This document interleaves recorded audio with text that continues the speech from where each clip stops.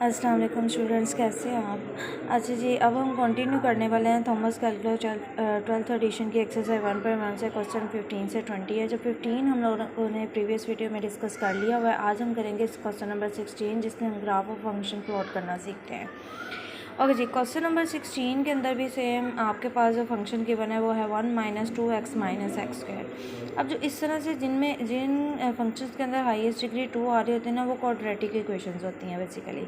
और जो quadratic equations होती हैं, क्वाड्रेटिक फंक्शंस होते हैं, उनका जो ग्राफ होता है पैराबोलिक शेप में होता है। मतलब इस तरह से कुछ कर्व्स बन रही होती हैं। मैंने कुछ छोटी सी बना के आपको दिखाई हुई हैं।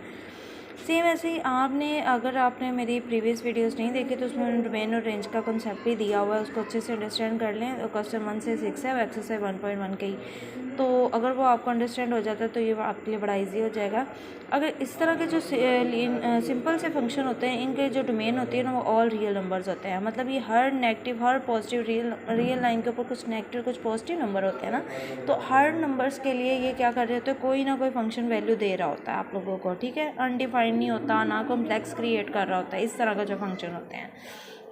ओके जी, अब इसकी प्लॉटिंग की बात करें तो मैंने यहाँ पे भी, जैसे आप देख रहे हैं, मैंने कुछ नेगेटिव और कुछ पॉजिटिव नंबर लिए हैं और उनके करस्पॉन्डिंग वाई की वैल्यूज़ ली हुई हैं। तो अब हम इसको थोड़ा सा ड्रॉ करके भी देख लेते हैं। चले जी, पॉइंट्स हमें चाहिए क्योंकि प्लॉटिंग के लिए पॉइंट्स बड़े ज़्यादा ज़रूरी हैं। फंक्शन हमारे पास ये है और मैं अपना फंक्शन के लिए सबसे पहले क्या करती हूँ, यहाँ पर मैं सेट कर लेती हूँ अपना टेबल जब मैं सेट करूँगी तो ऊपर मैंने लेनी है एक्स की वैल्यू जो कि इंडिपेंडेंट वेरिएबल होता है, और एफ हमारा फंक्शन है जो डिपेंडेंट है एक्स के ऊपर। अच्छा जी, यहाँ पे हम एक्स की वैल्यूज़ डिसाइड करेंगे। यहाँ सपोज करें आपने एफ ऑफ एक्स की वैल्यूज़ लिखनी है जो आपके पास आंसर में आती जाएंगी। तो आप लोगों ने सेम वैसे ही कल वाले पैटर्न को फॉलो करते हुए आपने इसमें क्या कर लेना है, कुछ नेगेटिव और कुछ पॉजिटिव क्या कर लेनी है, वैल्यूज़ ले लेनी है।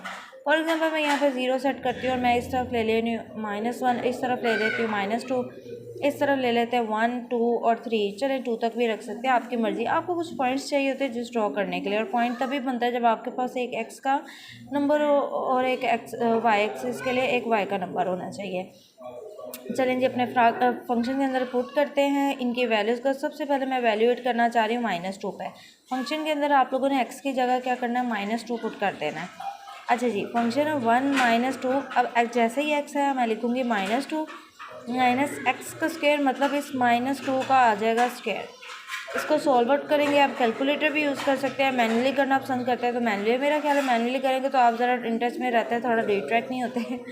ओके जी, 1 माइनस माइनस क्या आ जाएगा आपके पास, +2 2, तो आपके पास हो जाएगा 4 माइनस, और अगर किसी नेगेटिव नंबर का स्क्वायर हो तो वो पॉजिटिव हो जाता है, तो ये भी 2 2 का क्या हो जाएगा, 4 हो जाएगा। आंसर में आपके पास क्या आ जाएगा, 1। अब माइनस का 4 प्लस का 4 वैसे ही कट जाएगा, आपके पास आंसर आ जाएगा 1। मतलब आपके पास एक पहला पॉइंट आप लोगों ने फाइंड कर लिया है जो कि आपको मिला है एक्स एक्सिस पे। जब आपके पास वैल्यू होगी -2 तो वाई एक्सिस पे आपने देखना है 1।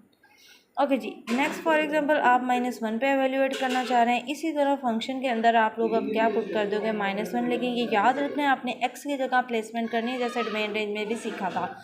आ जाएगा 1 - 2, एक्स की जगह पुट कर देंगे -1 माइनस, और -1 का क्या आ जाएगा, स्क्वायर। प्लस माइनस का बहुत ज़्यादा ख्याल रखिएगा, ठीक है। छोटी सी मिस्टेक भी आपका पूरा का पूरा आंसर और पूरा का स्केच भी चेंज कर सकती है। ओके जी, 1 माइनस माइनस क्या हो जाएगा, +2 1 2, और यहाँ से माइनस पहले ही आ जाएगा, और ये माइनस का जो स्क्वायर होएगा वो आपके पास क्या हो जाएगा, 1 हो जाएगा। एक माइनस का 1 एक प्लस का 1 कैंसिल होकर आपके पास सिर्फ रह जाएगा आंसर 2। तो -1 के करस्पॉन्डिंग आपके पास आंसर आ रहा है 2। सेम इसी तरह फंक्शन के अंदर अब हम लोग 0 पुट करके देख लेते हैं। ओके जी, 0 के करस्पॉन्डिंग क्या मिलता है, 1 - 2, एक्स की जगह हमने 0 पुट किया, माइनस और 0 का स्क्वायर जी क्या होता है, 0 ही हो जाता है। ये तो टू मच ईजी हो गया। ये भी 0 आपके पास, ये भी 0, तो आंसर आपके पास आ रहा है 1। ठीक हो गया, तो 0 पे आपके पास आंसर आ जाएगा 1। ठीक है, ओके जी। अब हम लोगों के पास ये जो आंसर आ चुके हुए हैं, इनको अब हम लोगों ने इनको पॉइंट फॉर्म में लिख लेना है। ठीक है, जब आपके पास एक्स एक्सिस पे आपके पास वैल्यू होती है -1 तो उसके करस्पॉन्डिंग वाई एक्सिस पे आपके पास आ रहा है 2। इसी तरह तीसरा पॉइंट, फोर्थ पॉइंट, इस तरह आप लोग लिख के इसको कंटिन्यू कर सकते हैं। अब चलते हैं जहाँ मैंने इसका कुछ सोल्यूशन करके रखा हुआ है ऑलरेडी ही। जैसे मैंने यहाँ पे किया हुआ है, डिफरेंट वैल्यूज़ ली और उनके करस्पॉन्डिंग मुझे वैल्यूज़ मिली हुई हैं, और यहाँ से अगर आप चाहें तो अपने पॉइंट साथ लिख के रख सकते हैं, कोई प्रॉब्लम नहीं है। अपनी आसानी के लिए आप जो मर्ज़ी करें। एक्स एक्सिस पे आप 0 ले रहे हैं तो उसके करस्पॉन्डिंग आपके पास वाई पे वैल्यू आ रही है 1, तो एक पॉइंट ये हो गया। दूसरा पॉइंट, मैं अगर 1 ले रही हूँ एक्स एक्सिस पे तो वाई की वैल्यू मेरे पास आ रही है -2, ठीक हो गया।